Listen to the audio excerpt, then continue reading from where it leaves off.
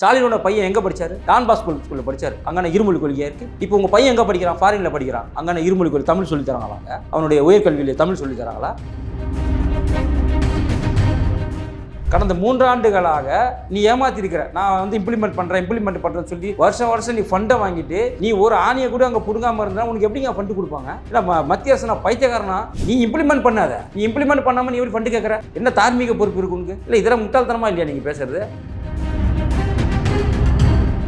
ஒரு குஜராத்தியை போயிட்டு நீ தமிழ் படின்னு சொல்லுவியா? ஒரு மலையாளியை போயிட்டு நீ தமிழ் தான் எடுத்துக்கணும், மலையாளி எடுத்துக்கூடாது சொல்லுவியா? ஒரு கன்னடனை போய் சொல்லுவியா? ஒரு தெலுங்கனை போய் சொல்லுவியா? அப்போ அவனுக்கு தேவையான 3வது மொழி அவன் எடுத்துக்கிறான். அதை தடுக்க நீ யாரு? யாருமே இந்திய 3வது மொழியா ஏற்றுக்கொள்ளுங்கன்னு சொல்லவே இல்லை. எங்கேயும் சொல்ல. இருந்தால் ஒரு ரெக்கார்ட் காட்டுங்க. இந்த திமுகவை பார்த்து கேட்குறேன், இந்த தற்கூரிகளை பார்த்து நான் கேட்குறேன், முடிஞ்சா ஒரே ஒரு ரெக்கார்டு காட்டுங்க, ஒரு வீடியோ காட்டுங்க. உன் வெக்கமா இல்லை உனக்கு? உன்னுடைய கல்வித்துறை அமைச்சராக இருக்கக்கூடிய உன்னோட பையன் சொல்றான் எனக்கு தமிழ் பிடிக்காது, எனக்கு ஃப்ரெஞ்சு பிடிக்கும்னு சொல்றான். இது நீ என்ன பண்ண? தார்மீக பொறுப்பேற்று நீ ரிசைன் பண்ணிட்டு போவானாமா? இன்னைக்கு மும்மொழி கொள்கையை பற்றி சீமான் பேசுறாரு. உன் பையனுக்கு தமிழ் தெரியுமா? திண்டுக்கல் யோனி யார் அவர்? பொம்பளைகளோட இடுப்பை பற்றி தவறாக பேசிட்டு மன்னிப்பு கேட்ட ஒருத்தரை கூட்டு போய் நீ பாடநூல் கால ஆசிரியராக போடுறியா? அப்போ மாணவர்களோட படிப்பு எப்படி இருக்கும்? கலைஞர் அவர்கள் தாயுமானவர் என்று அழைப்பதற்கு காரணம் என்னன்னு ஒரு கேள்வி கேட்குறேன். இதெல்லாம் ஒரு கேள்வியா? இன்னைக்கு எங்கே போயிட்டு இருக்கு நாடு? எங்கே போயிட்டு இருக்கு? நீ இன்னும் கூட தாயுமானவர் அந்த மாணவர் இந்த மாணவர் கேள்வி கேட்டு சொன்னாக்கா அவன் மாணவன் என்ன படிப்பான்? அப்போ உன்னுடைய கேள்வி தரத்தையும் உன்னுடைய கல்வி தரத்தை உயர்த்த வேண்டும் என்று சொன்னால் அதுக்கு மத்திய அரசு ஒரு திட்டத்தை இம்ப்ளிமெண்ட் பண்ணுறான். அந்த திட்டத்தை இம்ப்ளிமெண்ட் பண்ணி நீ வாங்கிட்டு போ காசை. உன் யார் வேணான்னு சொன்னால் டாஸ்மார்க்கை போய் டிஜிட்டல் மயமாக்குறீங்க. ஏன் பள்ளிக்கூடத்தை ஆக்க மாட்டேங்கிறீங்க? நீ டாஸ்மார்க்கில் போய் கார்டு தேய்க்கிறான், நீ டாஸ்மார்க்கில் போய் ஸ்கேன் பண்ணுறான், யூபிஐ ஸ்கேன் பண்ணுறான். நீ டாஸ்மார்க்கை டிஜிட்டல் மயமாக்கி என்ன பிரயோஜனம்? இல்லை இதில் என்ன தப்பு இருக்குன்னு கேட்குறேங்க. 3வது மொழியை கற்றுக்கிறதுல என்ன தப்பு இருக்குது? ஏன் என்னுடைய மக்களை, என்னுடைய மாணவர்களை, என்னுடைய குழந்தை செல்வங்களை கற்றுக்கக்கூடாதுன்னு சொல்கிறதுக்கு நீங்கள் யார்? 15 வயசு பொண்ணுக்கு பாலியல் பலாத்காரம், 9 வயசு பொண்ணுக்கு பாலியல் பலாத்காரம், 8வது படிக்கிற மாணவி கர்ப்பமாக இருக்கிறா. இதெல்லாம் எங்கே நடக்குதுங்க? தமிழ்நாட்டில் தாங்க அதிகமாக நடக்குது. அப்போ உன்னுடைய கல்வித்துறை சரி கிடையாது. ஆனந்த விகடன் என்ன பத்திரிகை? அது ஆரம்பிச்சவர் யாரு? அவர் ஒரு ஐயர். ஆரிய பத்திரிகைன்னு சொன்னவங்க திமுக காரன். இன்னைக்கு ஆரிய பத்திரிகைக்கு சொம்பு தூக்குற? நீ எப்படி தூக்குவ? நீ ஏன் சொன்ன ஆரிய பத்திரிகைன்னு? கருத்து சொந்த பத்தி பேச உனக்கு என்ன தகுதி இருக்கு? உன்னை பத்தி ஒருத்தன் பேசினாலே தூக்கி உள்ள போடுறேன்னு சொன்னாக்கா அப்புறம் நீ எப்படி பிரதமரை பார்த்தோ இல்லை மத்திய அரசை பார்த்து பேச உனக்கு என்ன தகுதி இருக்கு? கொலை பண்ணுறவனா தானே திமுக காரனாகிறான், கற்பழிப்பு பண்ணுறவனா திமுக காரனாகிறான், ரவுடிசம் பண்ணுறவனா திமுக காரனாகிறான். இதில் நடுவில் நம்மளால வேறு எழுதி விட்டாங்க. பிஜேபி காரன் ஒருத்தன் பண்ணான்னு அதே நம்மளால உடச்சி விட்டாங்க. கிடையாது. உன்னுடைய காரில் நீ கருப்பு சகப்புக்கு வெட்டி கட்டிட்டா போதும். நீ கற்பழிக்கலாம், கொலை பண்ணலாம், ரவுடிசம் பண்ணலாம், பஞ்சாயத்து பண்ணலாம், நீ என்ன வேணாலும் பண்ணலாம். ஆனால் உன் காரில் கருப்பு சகப்பு கொடி இருந்தால் போதும்.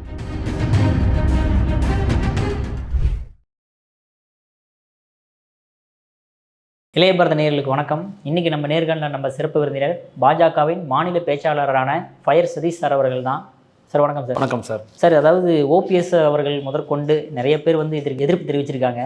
அதாவது மும்மொழி கொள்கையை ஏற்றுக்கிட்டால் தான் வந்து நாங்கள் வந்து பட்ஜெட்லேருந்து மற்றபடி அமௌண்ட் வந்து நாங்கள் அலோகேட் பண்ணுவோம் அப்படின்ற மாதிரி தர்மேந்திர பிரதான் அவர்கள் வந்து பேசினது நியாயமா?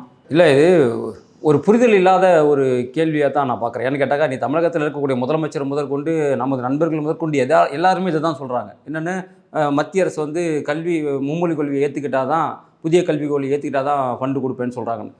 இதெல்லாம் உண்மையே கிடையாது. ஏன்னு கேட்டிங்கனாக்கா, புதிய கல்விக் கொள்கைங்கிறது வேறு, மாநில கல்விக் கொள்கைங்கிறது வேறு. ஆல்ரெடி இவங்களுக்கு போயிட்டுருக்கு. அதுக்கு தேவையான நிதியை மத்திய அரசு கொடுத்து கொண்டு தான் இருக்குது. இந்த புதிய கல்விக் கொள்கை என்பது வந்துட்டு இதுக்குன்னு தனி ஃபண்டு. இதை நீ இம்ப்ளிமெண்ட் பண்ணால் தான் உனக்கு கொடுக்க முடியும். இது வந்து இது தனி. இப்போ நீங்கள் ஒரு வீடு கட்டுறீங்க, ஒரு மேஸ்திரிக்கிட்ட ஒப்படைக்கிறீங்க அந்த வீட்டை. இந்த வீடை கட்டுறதுக்கு இவ்வளோ நிதி நீங்கள் ஆல்ரெடி கொடுத்துட்டீங்க, அது போயிட்டுருக்கு. எக்ஸ்ட்ராவாக நீங்கள் என்ன கேட்குறீங்க? எனக்கு வந்து ஒரு பார்க்கிங் மாதிரி ஒன்று பண்ணி கொடு, இல்லை ஏதாவது ஒரு பால்கனி மாதிரி பண்ணி கொடு, அது தனியாக நான் ஃபண்டு கொடுத்துறேன்னு சொல்கிறீங்க. நீ வீட்டெல்லாம் கட்டி முடிச்சுட்டு நீ பால்கனியும் கட்டாமல் பார்க்கிங்கும் பண்ணாமல் அந்த ஃபண்டு கொடுன்னா நீங்கள் கொடுத்துருவீங்களா? அது போல தான் அந்த புதிய கல்விக் கொள்கை. ஆல்ரெடி இருக்கிற கொள்கைக்கு தேவையான ஃபண்டு மத்திய அரசு கொடுத்து கொண்டு தான் இருக்குது. அந்த ஃபண்டில் தான் இவங்க என்ன பண்ணுறாங்க, ஒவ்வொரு முறையும் பட்ஜெட்டில் சென்ற முறை 35,000 கோடி கொடுத்தாங்க. இப்போ 3,000 கோடி கம்மி பண்ணிவிட்டு 32,000 கோடி தமிழக அரசு ஒதுக்கியிருக்கு. இவங்க தான் கம்மி பண்ணியிருக்காங்க. நம்மளோட தமிழக பள்ளி கல்வித்துறைக்கு அது கம்மியான வருவாய் கொடுத்தது யாருன்னு பார்த்தீங்கன்னா 3,000 கோடி குறைஞ்சி இந்த தடவை பட்ஜெட்டில் கொடுத்தது யாருன்னு பார்த்தீங்கன்னா தமிழக அரசு, மத்திய அரசு கிடையாது. அது வேறு, இது வேறு. இதை குழப்பிக்கிறாங்க இவங்க எல்லாருமே, இதை குழப்பிக்கிறாங்க. நீ அந்த ஒரு திட்டத்தை இம்ப்ளிமெண்ட் பண்ணாதான் அந்த பணத்தை அவங்க கொடுப்பாங்க. இப்போது நவோதயா பள்ளிகள் இருக்குது. நவோதயா பள்ளிகளை தமிழகத்திற்கு இடத்த அலோகேட் பண்ணி எல்லாமே கொடுத்தா தான் அந்த ஃபண்டை உங்களுக்கு கொடுப்பாங்க. அதே போல் தான் கேந்திர வித்யாலயா பள்ளி இங்கே வருதுனாக்கா அதுக்கான இடத்த நீங்கள் கொடுத்து எல்லாமே ரெடி பண்ணால் தான் அந்த ஃபண்டை கொடுப்பாங்க. அது போல தான் இதுவும். இது புதிய கல்விக் கொள்கைங்கிறது நீ இதை இம்ப்ளிமெண்ட் பண்ணணும். உன்னோட கல்விக் கொள்கையிலேருந்து இதை புதிய கல்விக் கொள்கையை நீ இம்ப்ளிமெண்ட் பண்ணும்போது தான் அந்த ஃபண்டு கொடுப்பாங்க. நீ 3 வருஷமாக நான் பண்ணுறேன்னு ஒத்துக்கிட்டு ஏமாற்றிட்டு நீ அல்வா கொடுத்துட்டு இப்போ மத்திய அரசு அல்வா கொடுத்து சொன்னால் என்ன அர்த்தம்? நீ ஏமாற்றிருக்கிற மத்திய அரசை கடந்த 3 ஆண்டுகளாக நீ ஏமாற்றிருக்கிற. நான் வந்து இம்ப்ளிமெண்ட் பண்ணுறேன்னு சொல்லி வருஷம் நீ ஃபண்டை வாங்கிட்டு நீ ஒரு ஆணியை கூட அங்கே பிடுங்காமல் இருந்தால் உனக்கு எப்படிங்க ஃபண்டு கொடுப்பாங்க? இல்லை மத்திய அரசு நான் பைத்தியக்காரனா? அங்கே பிரைம் மினிஸ்டர் இதுவா நான் கேட்குறேன். இல்லை மத்திய நிதி அமைச்சராக இருக்கட்டும், நம்ம கல்வி அமைச்சராக இருக்கட்டும், நீ என்ன கடலை கொடுத்துருவாங்களா? நீ இம்ப்ளிமெண்ட் பண்ணாத. நீ இம்ப்ளிமெண்ட் பண்ணாமல் நீ எப்படி ஃபண்டு கேட்குற? என்ன தார்மீக பொறுப்பு இருக்கு உனக்கு? இல்லை இதெல்லாம் முட்டாள்தனமாக இல்லையா நீங்கள் பேசுகிறது? இது ஸ்டாலின் முதல் கொண்டு பொய்யாமொழி முதல் கொண்டு இன்றைக்கி இருக்க எல்லாருமே கேட்குறீங்கன்னா முதல்ல புரிதல் இல்லை உங்களுக்கு. மத்திய அரசு இந்த திட்டத்திற்கான புரிதல் அவங்களுக்கு இல்லைன்னு தான் அர்த்தம். திமுக காரங்களுக்கு புரிதல் இல்லைன்னு வச்சுக்கலாம் சார். ஆனால் கூட்டணி கட்சியில் இருக்கக்கூடிய ஓபிஎஸ் இருக்கட்டும், இல்லை அன்புமணி ராமதாஸ் எல்லாருமே இதை கேள்வி எழுப்பும்போது அப்போ அவங்களுக்கு புரிதல் இல்லையா என்ன? அதில் இல்லை அவங்க கேட்குறது என்ன கேட்குறாங்கன்னா இருமொழி கொள்கையை பற்றி, அவங்க ஃபண்டை பற்றி பேச. நீங்கள் மும்மொழி கொள்கையை வேண்டாம் அப்படிங்கிறது ஆரம்ப காலத்துலேருந்தே இந்த திராவிட கழகத்தோடைய சித்தாந்தம். அது ஆரம்பத்திலேருந்தே பார்த்தீங்கன்னா 2 மொழி போதும், எங்களுக்கு 3 மொழி வேண்டாங்கிறது அதிமுகவோட நிலைப்பாடு, திமுகவோட நிலைப்பாடு. இப்போ வந்திருக்கக்கூடிய குழந்தைகள் கட்சியான விஜயோட நிலைப்பாடு கூட இருமொழி கொள்கை தான் அவங்களோட நிலைப்பாடு. ஆனால் மத்திய அரசு என்ன சொல்லுதுனாக்கா, அந்த புதிய கல்விக் கொள்கை திட்டத்தில் மும்மொழி கொள்கையில் 2 மொழி இந்திய மொழி, 3வது மொழி ஃபாரின். நீ எந்த மொழி வேணால் நீ எடுத்துக்க, ஃபாரின் மொழி. இப்போ பொதுவாக நம்ம என்ன எடுத்துப்போம்? ஃபாரின் மொழினா இங்கிலீஷ் எடுத்துப்போம். அப்போ 2 மொழி இந்திய மொழி. அப்போ நீ எந்த மாநிலத்தை சேர்ந்தவன்? நீ தமிழ்நாடு மாநிலத்தை சேர்ந்தவன், தமிழ் எடுத்துக்க போகிற. தமிழ்நாட்டில் எவ்வளோ பேர் தெலுங்குக்காரன் இருக்கான், கன்னடக்காரன் இருக்கிறான், ஹிந்தி படிக்கிறவர் இருக்கான், மராத்தி இருக்கிறான். தமிழ்நாட்டில் இருக்காங்களா இல்லையா? இந்தியா பூராவே பல மொழிகள் பேசக்கூடிய மக்கள் தான் இருக்கிறாங்க. அப்போது தமிழ்நாட்டில் இருக்கக்கூடிய மக்களில் நீ ஒரு குஜராத்தியை போய்ட்டு நீ தமிழ் படின்னு சொல்லுவியா? ஒரு மலையாளியை போய்ட்டு நீ தமிழ் தான் எடுத்துக்கணும், மலையாளி எடுத்துக்கூடாது சொல்லுவியா? ஒரு கன்னடனை போய் சொல்லுவியா? ஒரு தெலுங்கனை போய் சொல்லுவியா? அப்போ அவனுக்கு தேவையான 3வது மொழி அவன் எடுத்துக்கிறான். அதை தடுக்க நீ யார் அதை தடுக்கிறதுக்கு? எனக்கு 2 மொழி போதும் சொல்கிறதுக்கு நீ யார்? அந்த மாணவன் சொல்லணும். நீங்கள் ஒன்று பண்ணுங்கள், கருத்து கணிப்பு நடத்துங்க. மக்கள்கிட்ட போய் கருத்து கணிப்பு நடத்துங்க. உங்களுக்கு 3வதாக ஒரு மொழி வேணுமா, இல்லை 2 மொழி இங்கிலீஷும் தமிழ் மட்டும் போதுமா, 3வது மொழி வேணுமா வேணாமான்னு மக்கள்கிட்ட முடிஞ்சால் கருத்து கணிப்பு விடுங்க. அந்த கருத்து கணிப்பு பெரும்பான்மை என்ன இருக்குதோ அதை இம்ப்ளிமெண்ட் பண்ணுங்கள். இந்த மும்மொழி கொள்கையில் கூட சரிங்க, பாரத பிரதமரும் சரி, உள்துறை அமைச்சரும் சரி, மத்திய அமைச்சரும் சரி, நமது எல்முருகனும் சரி, நமது அண்ணாமலை அவர்களும் சரி, பிஜேபிக்காரங்க யாராக இருந்தாலும் சரி, யாருமே இந்திய 3வது மொழியாக ஏற்றுக்கொள்ளுங்கன்னு சொல்லவே இல்லை. எங்கேயும் சொல்லலை. இருந்தால் ஒரு ரெக்கார்ட் காட்டுங்க. இந்த திமுகவை பார்த்து கேட்குறேன், இந்த தற்கூரிகளை பார்த்து நான் கேட்குறேன், முடிஞ்சால் ஒரே ஒரு ரெக்கார்ட் காட்டுங்க, ஒரு வீடியோ காட்டுங்க. நீங்கள் 3வதாக இந்தி மொழியை தான் கற்றுக்கொள்ள வேண்டும் கட்டாயமாக என்று பிரதமர் பேசினாரா? உள்துறை அமைச்சர் பேசினாரா? இல்லை தர்மேந்திர பிரதான் பேசினா? யார் பேசினா? அப்புறம் யாருமே சொல்லாத ஒன்று சொன்னாங்க இந்தியை திணிக்கிறாங்க. நீங்கள் எப்படி சொல்லுவீங்க? ஏன் நீ எந்த மொழி வேணால் கற்றுக்கையா? 3வது ஒரு மொழி கற்றுக்க, நல்லது ஒன்று சொல்கிறோம் நாங்கள். இன்றைக்கி பார்த்தீங்கன்னு சொன்னால் 35 ஸ்டேட் இருக்குன்னு சொன்னால் 34 ஸ்டேட்டில் இந்த இம்ப்ளிமெண்ட் பண்ணுறாங்க. நீங்கள் பார்த்தோன்னா பக்கத்தில் இருக்கிற கேரளாவில் ஹிந்தி பேசுவான், 3 மொழியும் தெரியும் அவனுக்கு. கர்நாடகாவில் தெரியும், ஆந்திராவில் தெரியும். அப்போ இங்கே மட்டும் என்ன இங்கே பிரச்சனைன்னா, இன்றைக்கி தொல் திருமாவளவன் ஒரு மீட்டிங்கில் பேசியிருப்பார், ஞாபகம் இருக்குங்களா? நல்ல வேளை நம்ம தமிழக மக்களுக்கு ஹிந்தி தெரியல, ஹிந்தி மட்டும் தமிழக மக்களுக்கு தெரிஞ்சிருந்தா இந்த நேரத்தில் மோடி தான் நீங்கள் ஆட்சி அமைத்து கொண்டிருப்பார் சொன்னாரா? இதுதான் காரணம். ஏன் இவங்க இந்தியை உள்ளே நுழைய விடாமல் பண்ணுறாங்கன்னு சொன்னால், தேசியம் என்பது என்னென்னு தெரிஞ்சிடும், தேசிய அரசியல் என்பது என்னென்னு தெரிஞ்சிடும், தேசிய வளர்ச்சி என்பது என்னன்றது தமிழக மக்களுக்கு தெரிஞ்சிடும். அதனால தான் இவங்க கற்றுக்க விடாமல் இவங்களுடைய பிள்ளைகள் மட்டும். இப்போ நான் ஸ்டாலின் பேசுகிறத சொன்னால், ஸ்டாலினோட பையன் எங்கே படித்தார்? டான் பாஸ்கோ ஸ்கூலில் படித்தார். அங்கே இருமொழி கொள்கையாக இருக்குது. இப்போ உங்கள் பையன் எங்கே படிக்கிறான்? ஃபாரினில் படிக்கிறான். அங்கே இருமொழி கொள்கை தமிழ் சொல்லித்தராங்களாங்க? அவனுடைய உயர்கல்வியில் தமிழ் சொல்லித்தராங்களா? இல்லை நம்ம அன்பில் மகேஷ் கல்வி அமைச்சர் இருக்காரு, அவங்க பையனே பப்ளிக்காக ஒரு பேட்டி கொடுக்குறான். என்னென்னு, எனக்கு தமிழ் தெரியாது, ஃப்ரெஞ்சு தான் எனக்கு பிடிக்கும்னு சொல்கிறான். வெக்கமாக இல்லை? உனக்கு வெக்கமாக இல்லை? உனக்கு உன்னுடைய கல்வித்துறை அமைச்சராக இருக்கக்கூடிய உன்னோட பையன் சொல்கிறான் எனக்கு தமிழ் பிடிக்காது, எனக்கு ஃப்ரெஞ்சு பிடிக்கும்னு சொல்கிறான். இது நீ என்ன பண்ண? தார்மீக பொறுப்பேற்று நீ ரிசைன் பண்ணிட்டு போவானாமா? இன்றைக்கி இந்த மும்மொழி கொள்கையை பற்றி சீமான் பேசுகிறாரு. உன் பையனுக்கு தமிழ் தெரியுமா? உன் பையனுக்கு தமிழ் தெரியாது நீயே ஒப்புக்கிட்டு நிறைய மீட்டிங்கில் என் பையனுக்கு தமிழ் தெரியாது, இதற்காக நான் வெட்கப்படலை, அவனுடைய விருப்பம் நான் என்ன பண்ண முடியும்? அப்போ தமிழக மக்களுடைய விருப்பத்தை, தமிழக மாணவர்களுடைய விருப்பத்தை தீர்மானிக்கிறது நீ யார்? அவன் எதாச்சும் கற்றுட்டு போகிறான். இதில் இன்னொரு முக்கியமான விஷயம் நம்ம என்ன பார்க்கணுன்னா, இப்போது 12,000 பள்ளிகள் இருக்குது. தனியார் பள்ளிகள் தமிழகத்தில் மட்டும் பார்த்தீங்கன்னா 12,000 அங்கே மட்டும் 64 லட்சம் மாணவர்கள் படிக்கிறாங்க. 12,000 பள்ளியில் 64 லட்சம் மாணவர்கள் படிக்கிறாங்க ப்ரைவேட் ஸ்கூலில் மட்டும். கிட்டத்தட்ட 2.7 லட்சம் ஆசிரியர்கள் இருக்காங்க. இது வந்து 12,000 பள்ளிக்கு நான் சொல்கிறது. இதே நீங்கள் கவர்மெண்ட் ஸ்கூல் எடுத்துங்க, 37,000 பள்ளி இருக்குது. கிட்டத்தட்ட 54 லட்சம் மாணவர்கள் படிக்கிறாங்க. 2.5 தான் ஆசிரியர்கள் இருக்காங்க. பாருங்கள், 37,000 பள்ளியில் 54 லட்சம் பேர், 12,000 பள்ளியில் 64 லட்சம் பேர். அப்போது மக்கள் எங்கே போய் படிக்கணும்னு விருப்பப்படுறாங்க? மும்மொழி கொள்கை எங்கே இருக்குது? தேசிய சிபிஎஸ்சி எங்கே இருக்குது? அதை தானே தேடி போகிறான். இன்றைக்கி நீ இப்போ இன்றைக்கி அட்மிஷன் ஓப்பன் போடுறீங்கன்னு வச்சுங்களேன். எங்கேயா இப்போ நீங்கள் கவர்மெண்ட் ஸ்கூலில் க்யூவில் நின்று பார்த்துருக்கீங்களா அட்மிஷன் வாங்குறதுக்கு? ஆனால் நீங்கள் சிபிஎஸ்சி ஸ்கூலில் போய் பாருங்கள், இன்றைக்கி மொத்த பேரும் அங்கே தான் நிற்கிறான். ஏன்னா தன்னுடைய பிள்ளைகள் எல்லா மொழியும் கற்றுக்கணும், தேசியத்தை கற்றுக்கணும், உலகளாவிய அரசியலை கற்றுக்கணும்னு சொல்லிட்டு தன்னுடைய பிள்ளைகளை அங்கே கஷ்டப்பட்டாவது கூலி வேலை செஞ்சாவது பையனை படிக்க வைக்கணும். ஆனால் அவன் மும்மொழி கொள்கையும் படிக்கணும், எல்லாமே தெரிஞ்சுக்கணும், நீ படிக்க வைக்கிறான். அவன் 2 மொழி போதும்னா அவன் எங்கே படிக்க வைப்பான்? அப்போ மாணவர்கள் எண்ணிக்கையில் அடிப்படையிலும் சரி, ஆசிரியர்கள் எண்ணிக்கை அடிப்படையிலும் சரி, எங்கே அதிகமாக இருக்காங்கன்னா இங்கே தான். இன்றைக்கி கவர்மெண்ட் ஸ்கூல் ஆசிரியர்களுடைய சம்பளம் ஜாஸ்தியா, ப்ரைவேட் ஸ்கூல் ஆசிரியர்களோட சம்பளம் ஜாஸ்தியா? கவர்மெண்ட் ஸ்கூலில் தாங்க 1 லட்சம் 2 லட்சம் சம்பளம் வாங்குறீங்க. இங்கெல்லாம் 15,000 20,000 தான் அங்கே சம்பளமே இன்றைக்கி. ஆனால் இங்கே மட்டும் கல்வித்தரம் நல்லா இருக்குது, மாணவர்கள் நல்லா படி, இங்கே தான் போய் மக்கள் விழுறாங்க, அங்கேயும் விழ மாட்டேங்கிறாங்க. அப்போ அங்கே கல்வித்தரம் என்ன இருக்குது? ஏங்க உங்களோட பாடநூல் ஆசிரியர் யாருங்க? பாடநூல் கழக ஆசிரியர் யார்? திண்டுக்கல் யோனி. யார் அவர்? பொம்பளைகளோட இடுப்பை பற்றி தவறாக பேசிட்டு மன்னிப்பு கேட்ட ஒருத்தரை கூட்டு போய் நீ பாடநூல் கழக ஆசிரியராக போடுறியா? அப்போ மாணவர்களோட படிப்பு எப்படி இருக்கும்? இந்த படிப்பு எப்படி இருக்கும்னு கேட்குறேன். இதில் ரொம்ப முக்கியமான விஷயம் நம்ம பார்த்தோன்னு சொன்னால் 3 கேட்டகரி இருக்கும் ஓட்டு போடுறவங்க. நீங்கள் பார்த்துருப்பீங்க, ஏபிசி. ஏ கேட்டகரியும் பாதி நேரம் ஓட்டு போட வரமாட்டான், வீட்டுக்குள்ளே தான் இருப்பான். பி கேட்டகரி இந்த நடுத்தர ஆளுங்க, அவங்க தான் தீர்மானிப்பாங்க என்னது யார் வரணும் யார் வரக்கூடாதுன்ற தீர்மானிக்கிறது அவங்க.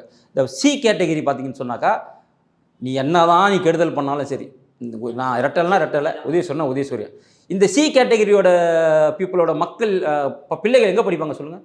அரசாங்க பள்ளியில் படிப்பாங்க. ஏன்னா அவங்க ஏழ்மை நிலையில் இருக்கவங்க, அவங்களுக்கு எதுவுமே தெரியாது, அரசாங்க பள்ளியில் இருப்பாங்க. அந்த அரசாங்க பள்ளியில் இருக்கக்கூடிய மாணவர்கள் வெளியே வரும்போது அவங்களுக்கு இருமொழி கொள்கை தான் அவங்களுக்கு தெரியும். ஒன்று ஆங்கிலம், இனி ஆங்கிலம் கூட அவங்களுக்கு தெரியல. தமிழையும் தத்தக்கா பித்தக்கா தான் இன்றைக்கி. ஏன்னா இன்றைக்கி அண்ணாமலை அவர்கள் புட்டு வச்சுட்டாரு.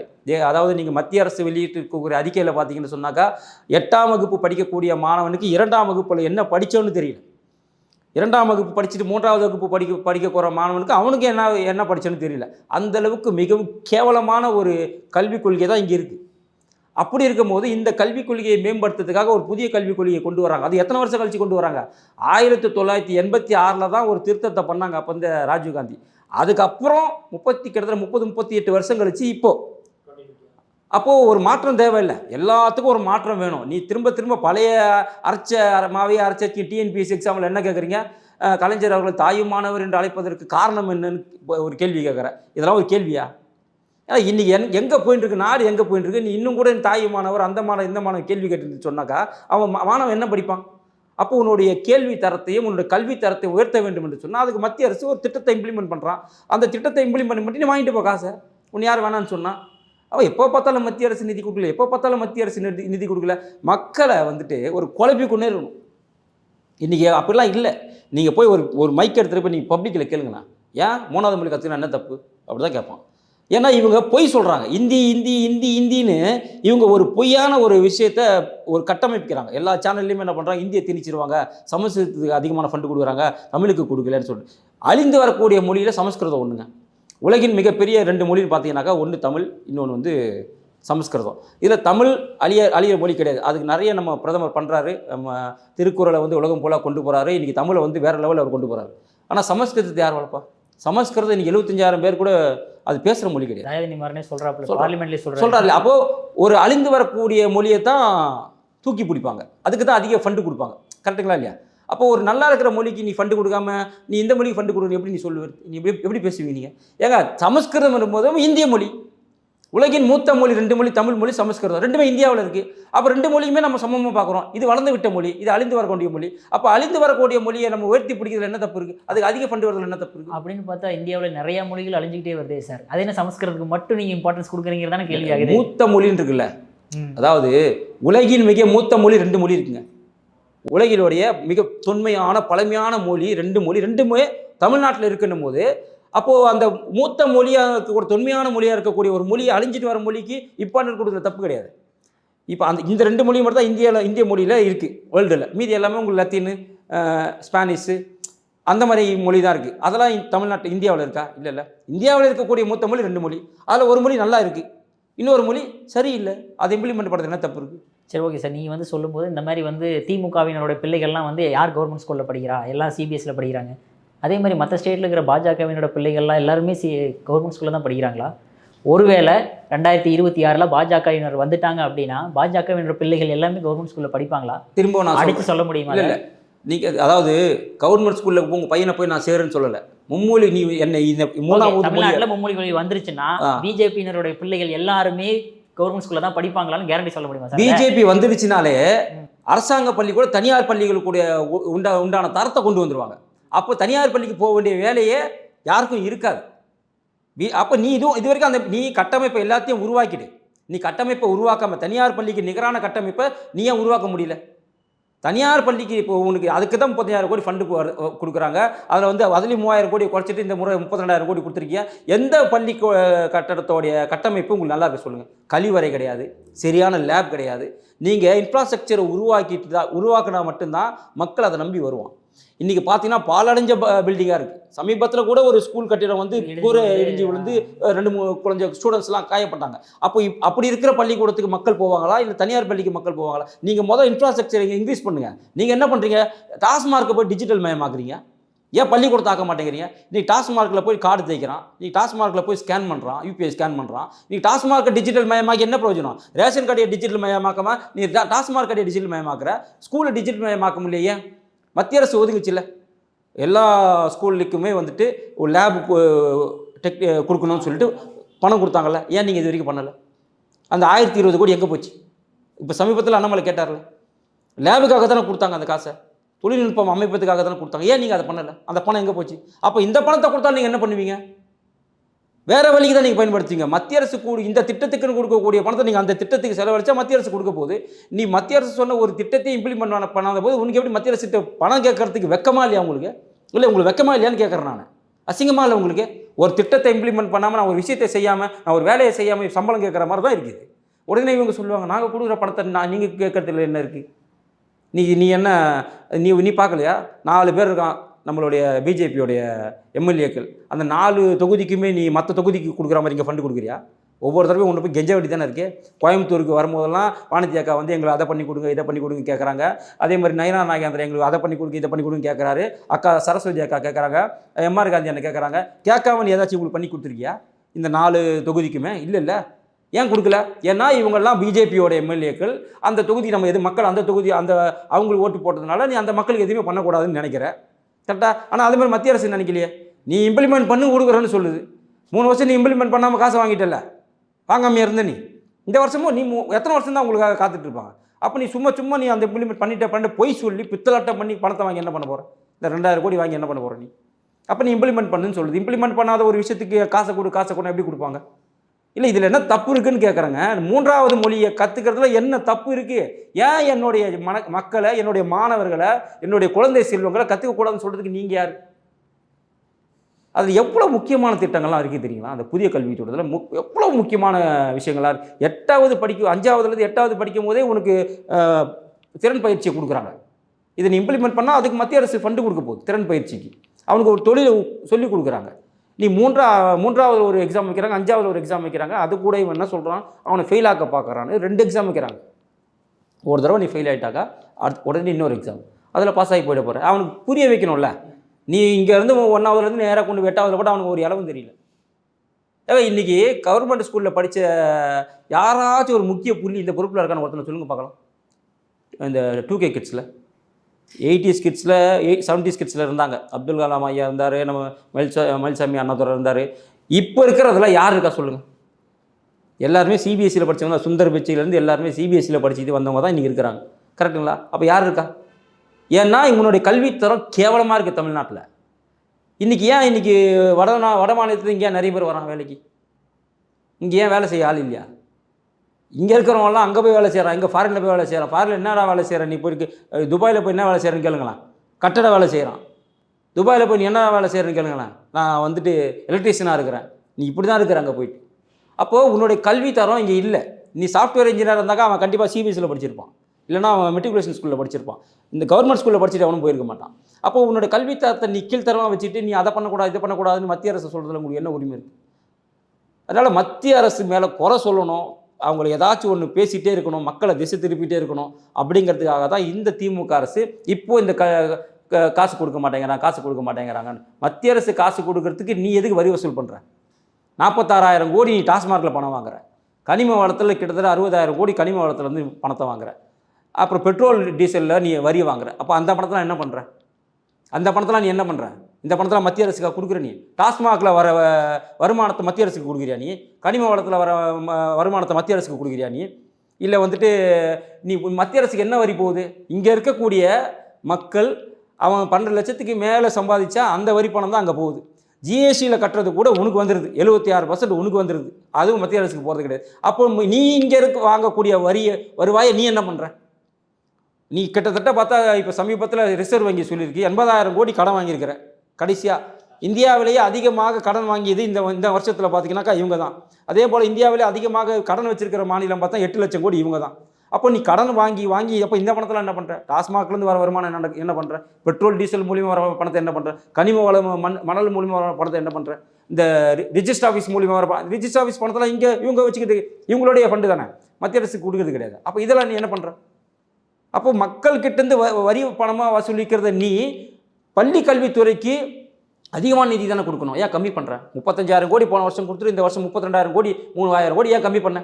ஏற்கனவே ரொம்ப சந்தி சிரிக்குது பள்ளிகளில். ஆசிரியர்களை கேளுங்க, எல்லா ஆசிரியர்கள் மேலேயும் இன்றைக்கி பார்த்தீங்கன்னு சொன்னாக்கா சிக்கிற ஆசிரியர் போல் இவனாக தான் இருக்கிறான். யார்? நம்ம அரசாங்க பள்ளி ஆசிரியர் தான் நீ சிக்கிறான் பாலியல் பலாத்காரத்தில். ஆம்பளையை கூட பண்ணுறாங்க, ஆம்பளை குழந்தைங்களுக்கு கூட அவன் பாலியல் தொந்தரவு கொடுக்குறான். இவ்வளோ எங்கேருந்து சிக்கிறான்? இங்கேருந்து தானே சிக்கிறான். அப்போ உன்னுடைய பல்வி ஆசிரியர்களும் சரி கிடையாது, எல்லா ஆசிரியர்களும் சொல்லலை, மாற்று ஆசிரியர்கள்லாம் அரசாங்க பள்ளி ஆசிரியராக தானே இருக்கிறான். அப்போ அந்த ஆசிரியர்களும் சரி கிடையாது. ஆனால் இங்கே என்ன சொல்லுது புதிய கல்விகள் என்ன சொல்லுது? நீ ஆசிரியராக இருக்க வேண்டும் என்றால் இனிமே 4 வருஷம் பிஎட் படிப்பை முடிச்சிருக்கணும். 4 வருஷம் நீ பிஎட் படிப்பை முடிச்சாதான் நீ தகுதியான ஆசிரியர். சும்மாலாம் நீ ஆசிரியர் சொன்னால் நான் ஒத்துக்க மாட்டேன். நீ இந்த புதிய கல்விக் கொள்கை சொல்லுது. அப்போ ஒரு தரமான ஆசிரியர் வரும்போது தாங்க தரமான கல்வியை கொடுக்க முடியும். நீ எவனோ ஒருத்தனை சிபாரிசு பேரில் கூட்டு வந்து நீ ஆசிரியராக போடுற, அவன் பாலியல் பலாத்காரம் பண்ணிவிட்டு இன்றைக்கி எவ்வளோ பள்ளி மாணவ மாணவிகள் சீரழிகிறாங்க. இன்றைக்கி ஃபுல்லாகவே இன்றைக்கி இந்த பள்ளி கல்வியில் மட்டும்தாங்க இவ்வளவு சீரழிவு நடக்குது. 15 வயசு பொண்ணுக்கு பாலியல் பலாத்காரம், 9 வயசு பொண்ணுக்கு பாலியல் பலாத்காரம், 8வது படிக்கிற மாணவி கர்ப்பமாக இருக்கிறா. இதெல்லாம் எங்கே நடக்குதுங்க? தமிழ்நாட்டில் தாங்க அதிகமாக நடக்குது. அப்போ உன்னுடைய கல்வித்துறை சரி கிடையாது. நீ மத்திய அரசு மேலே பழி போகிறதை நிறுத்திட்டு உனக்கு கிடைக்கக்கூடிய வருவாயிலிருந்து நீ உன்னுடைய மாணவர்களை ஊக்கப்படுத்து. வேறு என்ன பண்ண முடியும்? சரி, இந்த பிரச்சனை முடிஞ்சு அடுத்ததாக வந்து விகடன் பிரச்சனை. ஓகேங்களா? விகடன் வந்து ஒரே ஒரு ஃபோட்டோ போடுறாங்க, மோடி அவர்கள் வந்து செயினோட அப்படியே உட்காந்துருக்கிற மாதிரி. உடனே பிளாக் பண்ணிடுவீங்களா அவங்கள? அதுக்கு வந்து ரீசன் கேட்டால் வந்து கூடிய விரைவில் சொல்லப்படும் அப்படின்ட்டு எல்முருகன் அவர்கள் சொல்லிட்டு எஸ்கே போய் போகிறாரு. இல்லை, இது கூடிய விரைவில் சொல்கிறதுக்கெல்லாம் கிடையாது, நமக்கே தெரிய வேணாமா? அவர் விலங்கு போட்டு உட்கார வச்சு யாரை உட்கார வச்சாங்க? மோடி அவர்கள். மோடி யார்? Prime minister of India. ஒரு பிரைம் மினிஸ்டர் ஆஃப் இந்தியா, அதிக உச்சபட்ச அதிகாரம் இருக்கக்கூடிய ஒரு நபரை அவர் என்ன தப்பு பண்ணார்? எதுக்காக நீங்கள் அதை பண்ணீங்க? எதுக்காகனா இந்தியர்கள்லாம் வந்து இங்கே விலங்கு போட்டு அனுப்பி வைக்கும்போது மோடி அவர்கள் எதுவுமே பண்ணலையே.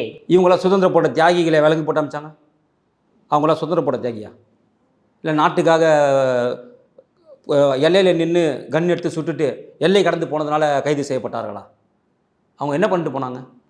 ஏங்க, நீ வந்து ஃப்ராடுத்தனம் பித்தலாடத்தனம் பண்ணி நீ வந்துட்டு விசா இல்லாமல் நீ போய் அங்கே உட்காந்துட்டு நீ குடியுரிமை அவங்கள சட்டத்தை மீறி நீ அங்கே உட்காந்துருங்க சொன்னால் உன்னை அரெஸ்ட் பண்ணி கை விலங்கு போடாமல் மாலை மரியாதை போட்டு அவனுக்கு இந்தியாவுக்குள்ளே அனுப்புவான்? நீ பண்ணது தப்பு. நீயா போய் இருக்கிற, உனக்கு தெரியல விசா இல்லைன்னு தெரியும், அந்த சட்டத்துக்கு உட்பட்டு நீ இல்லைன்னு தெரியும். அப்படி இருக்கும்போது நீ அங்கே போன, அப்போ உன்னை என்ன பண்ணுவான் அந்த நாடு? சரி, நீ இங்கேருந்து புழல்சேரியிலேருந்து நீ கோர்ட்டுக்கு கூப்பிட்டு போறிய, நம்ம தமிழ்நாடு கைதிங்க தானே, விலங்கு போடாமல் கூப்பிட்டு போ. ஏன் விலங்கு போட்டு கூப்பிட்டு போகிற? உன் தமிழன் உன்னுடைய தமிழ்நாட்டில் இருக்க சில இந்த பாலியல் பலாத்காரம் இதெல்லாம் பண்ணிட்டான், அவனை நீ என்ன பண்ணுற? அவனை குற்றவாளி தான். தமிழ்நாட்டில் இருக்கிறான்ற ஒரே காரணத்துக்காக, தமிழன்ற ஒரே காரணத்துக்காக நீ சேரிலேருந்து வெளியே கூப்பிட்டு போகும்போது கை விலங்கு போடாமல் கூப்பிட்டு போகிற? கை விலங்கு போட்டு தானே கூப்பிட்டு போகிற, கை விலங்கு போடாமல் கூப்பிட்டு போ. நீ இங்கே பண்ணி நீ இங்கே இம்ப்ளிமெண்ட் பண்ணு, நம்ம வேணால் பிரதமரை சொல்லி அங்கே பண்ண சொல்லலாம். அதுக்காக ஒரு கார்ட்டூனாக சித்தரிக்கப்பட்ட ஒரு விஷயத்துக்கு வந்து சைட்டையே பிளாக் பண்ணுறதா சார்? அதுக்காக அந்த கார்ட்டூன் ஃப்ரீடம் ஆஃப் ஸ்பீச்சுக்கு எகென்ஸ்டாக இருக்குன்ற மாதிரி எல்லாமே சொல்கிறாங்கல்ல. யார் சொல்கிறா சார்? எல்லாருமே. டிஆர் பாலு சொன்னார் இதை. டிஆர் பாலு 2012 2019 நினைக்கிறேன் இவங்க இதே ஆனந்த விகடன் மேலே ஒரு வழக்கு போடுறாரு. என்னென்னு, அவரை பற்றி தப்பான கார்ட்டூன் போட்டுட்டாங்க, அவர் அவதூறாக செய்தியை பரப்பிட்டாங்கன்னு சொல்லிட்டு கோர்ட்டில் கேஸ் போடுறாரு. யார் போடுறா? மான நஷ்ட ஈடு கேட்டு டிஆர் பாலு போடுறாரு. கருத்துரிமை அப்போ மட்டும் தெரியலையா? இப்போ மட்டும் மோடினா மட்டும் உங்களுக்கு கருத்துரிமை உங்களுக்கு அப்படியே பொங்கிட்டு வரோம். நீ வந்து ஆனந்த விகடன் மேலே கேஸை போட்டு 25 லட்ச ரூபா இப்போ நீ வாங்குறியே, மான நஷ்டம் கொடுக்க சொல்லிட்டான் கோர்ட்டு. ஆனந்த விகடனை டிஆர் பாலு கொடுன்னு சொல்லிட்டானே, அப்போ அது என்ன கணக்கு? அப்போ மட்டும் நசுக்கப்படலையா குரல் வலை? சவுக்கு சங்கர் மேலே குண்டாஸ் போட்டிங்களா 2 தடவை? சுப்ரீம் கோர்ட் காரி துப்பியும் கூட இன்னொரு தடவை குண்டாஸ் போட்டிங்களா? அப்போ உங்களுக்கு குரல் வலை நசுக்கப்படலையா? ஏங்க அந்த சாட்டை முருகனை மாதத்துக்கு ஒரு தடவை கைது பண்ணி உள்ளே போகிறீங்களே, அப்போ தெரியலையா அவங்க குரல் வலை நசுக்கப்படலையா? அதெல்லாம் விடுங்க. தினகரன் பத்திரிக்கை 3 பேர் எரிச்சு கொண்டீங்களா? எதுக்கு எரிச்சு கொண்டீங்க? அதில் இருக்க ஒரு ஆசிரியர் ஒரு கருத்தை பதிவிடுறான். என்னென்னு, இவர் கத்தி இவர் முதல்வராக தான் மக்கள் விருப்பப்படுறாங்கன்னு. அதில் அழகிரி பேர் 3வது இருக்கிறதுக்காக 3 பேர் படுபாய்களை கொலை பண்ணீங்களா? அப்போ அது கருத்து சுதந்திரம், அது பத்திரிகை கருத்து சுதந்திரம் கிடையாதா? இதை பற்றி பேசுபவர்கள் உங்களுடைய முதுகை பார்த்துட்டு அப்புறமா நீங்கள் பிரதமரை பார்த்து பேசுங்க. இப்படி தமிழ்நாட்டு ஃபுல்லாகவே கருத்து என்ன எது கைது பண்ணி உள்ள போட்டேன்? நானும் போய் உள்ளே எடுத்துகிட்டு என்ன எது கைது பண்ணி உள்ள போட்டேன்? நீ பண்ணுற தப்பை சுட்டி காட்டுறதுக்காக 114 பேர் கைது பண்ணி உள்ளே போட்டிருக்கீங்க. எதுக்கு? இந்த அவதூறாக பேசினாங்கிறதுக்காக மட்டும். அப்போ நீ பண்ணுறது, நீ கருத்து சுதந்திரத்தை பற்றி பேச உனக்கு என்ன தகுதி இருக்குது? உன்னை பற்றி ஒருத்தன் பேசினாலே தூக்கி உள்ளே போடுறேன்னு சொன்னாக்கா அப்புறம் நீ எப்படி பிரதமரை பார்த்தோ இல்லை நீ மத்திய அரசை பார்த்து பேச உனக்கு என்ன தகுதி இருக்குது? முதல்ல நீ ஒழுங்காக நடந்துக்க, அப்புறம் மத்திய அரசை பற்றி பேசலாம். கருத்து சுதந்திரம் உங்ககிட்டே இல்லை. உன்னை பற்றி ஒருத்தன் சொன்னாலே தூக்கி உள்ளே உட்கார வைக்கிற. இது நீ என்ன பண்ண? டிஜிட்டலில் அவன் வெளியிட்டு இருக்கிறான். புக்கில் அட்டைப்பத்திரிகைகளை போடல. அட்டைப்பத்திரிகையில் போட்டிருந்தாக்கா அது பெரிய இஷ்யூ ஆயிருக்கா? இன்றைக்கி எல்லாமே டிஜிட்டல் தாங்க. இன்றைக்கி அவன் உங்களுக்கு பேப்பர் எடுத்து படிக்கிறான், அவன் எடுத்து புக்கை வாங்கி படிக்கிறான். இன்றைக்கி எல்லாமே டிஜிட்டல். நீ தானே சொன்ன ஆரிய பத்திரிகைன்னு. யாரா? ஆனந்த விகடன் என்ன பத்திரிகை? அது ஆரம்பித்தவர் யார்? அவர் ஒரு ஐயர். ஆரிய பத்திரிகைன்னு சொன்னவங்க திமுக காரன். இன்றைக்கி ஆரிய பத்திரிகைக்கு சொம்பு தூக்குற? நீ எப்படி தூக்குவ? நீ ஏன் சொன்ன ஆரிய பத்திரிகைன்னு? ஆனந்த விகடன் ஒரு ஆரிய பத்திரிகை, ஒரு ஆரியன் ஆரம்பித்த பத்திரிகைன்னு திமுக காரன் சொல்கிறான். இன்றைக்கி அவனுக்கே சொம்பு தூக்குற? அப்போ என்ன உனக்கு ஒன்றும் புரியல. உன் நிலைப்பாடு என்ன? உனக்கு வேணும்னா அவனை கேவலமாக பேசுவேன், உனக்கு வேணாம்னா அவனை தூக்கி பிடிப்பியா? நிலைப்பாடு ஒரே மாதிரி இருக்கணும். கருத்து சுதந்திரம்னா எல்லாத்துக்கும் நீ ஒரே மாதிரி பேசு. நான் இவர் எங்கள் சீமானும் அதான் சொல்கிறேன். சீமான் இன்றைக்கி ஆனந்த விகடன் சப்போர்ட்டாக பேசுகிறாரு. இதே சீமானை இதே ஆனந்த விகடன் எவ்வளோ கேவலமாக பேசியிருக்கு, குமுதம் பேசியிருக்கு, ரிப்போர்ட்டர் பேசியிருக்கு, இன்னும் கூட பேசி தான் இருக்கா. நீ பெரியார் தப்பாக பேசுகிறாங்கிறதுக்காக அப்போல்லாம் நீ ஏன் குரல் கொடுக்கல? அப்போல்லாம் நீ பேசணும்ல, இந்த பத்திரிகைகளே சரி கிடையாது, நீங்கள் முதல்ல கரெக்டாக நடந்துக்குங்க, நான் சொல்கிறது நீ போடுவியா? அவன் நீ கேட்குறல, பத்திரிகை பார்த்து நீ கேட்குறல, நான் பேசுகிறத நீ போடுவியா? இல்லை நீ எந்த சேனல் நீ கேட்குறல? அப்போ அவன் கருத்து உரிமை அவன் கேள்வி கேட்க மட்டும் உனக்கு வலிக்குது இல்லை? அப்போ இது மட்டும் என்ன? அதனால் இப்போ அந்த விஜய் எடுத்துங்க. ஐயா விஜய் இருக்கார்ல, அவங்க பையன் எங்கெங்கே படித்தார்? கவர்மெண்ட் ஸ்கூலில் படித்தாரா? அவர் மும்மொழி கொள்கையில் தான் படித்தார். மும்மொழி கொள்கை பற்றி நீ ஏன் பேசுகிற? உனக்கு ஜிஎஸ்டினா என்னன்னு தெரியல, மத்திய பட்ஜெட்னா என்னன்னு தெரியல. மத்திய பட்ஜெட்டில் ஜிஎஸ்டியை பற்றி ஒன்று கூட சொல்லலையேங்கிற. ஜிஎஸ்டி கவுன்சில் வேறு, மத்திய பட்ஜெட் என்பது வேறு. இதுக்கான வித்தியாசமே தெரியல. நீ எல்லாம் ஒரு கட்சியோட தலைவனாக இருந்து என்ன பண்ணாலும் சாதிக்க போகிற? நீ மும்மொழி கொள்கையை நீ எதிர்க்கிற.